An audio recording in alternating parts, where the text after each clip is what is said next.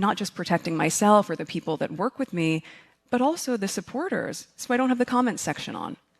I've just started this construct where I will start writing in my handwriting a note to users who put up content. So I said, let's find small and creative ways to engage the community and let them know that I'm listening, that I really see and appreciate their feedback. So I think a lot of it is just designing what works best for you, while also being really cognizant of what is going to help grow the business with an intentional and authentic point of view. And that's what I'm constantly working to try to achieve.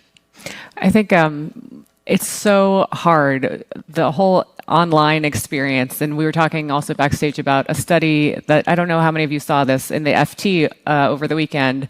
They were showing, have we possibly reached peak social media as of 2022?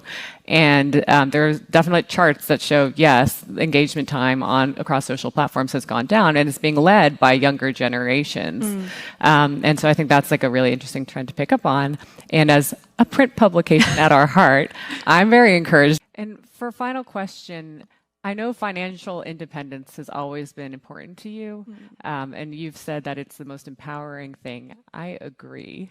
And I think all the women in this room who are incredibly hardworking, every job is hard, but these career women also would agree. How do you think about that? Because you had a whole career, very successful, before you got married. You're having a whole other career now. What's the importance of financial independence to you? Well, financial independence is what gives you the freedom of choice. And I think in this day and age, we all need to be able to have our autonomy. That is a huge element of that. Financial literacy, for that reason, is something that I spend a lot of time on, specifically for young girls and their empowerment. And I think as women, especially in a room like this, we can all probably agree that as women, when we're supporting each other for all of these elements that might not necessarily be the ones that people want to hear us talk about, there's nothing taboo.